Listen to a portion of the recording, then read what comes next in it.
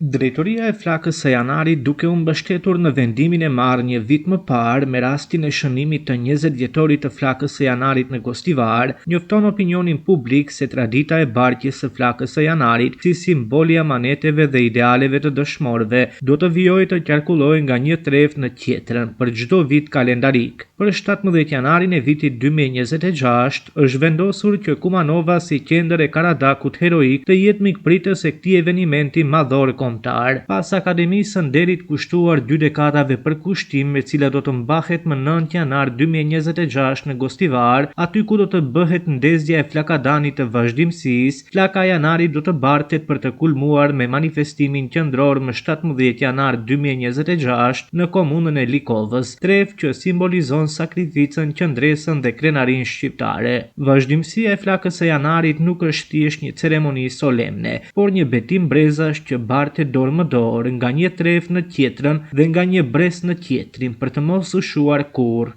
Me konsiderat nga Këshilli Organizativ i Flakës së Janarit 2026, me kryetar të Këshillit Organizativ Mirvan Xhemaili, ndërsa me drejtor të Flakës së Janarit Luan Veliu. Flaka e Janarit organizohet nën kujdestarinë e Shoqërisë Lëvizja, SHVL UÇK-s dhe Lulet e Malësisë.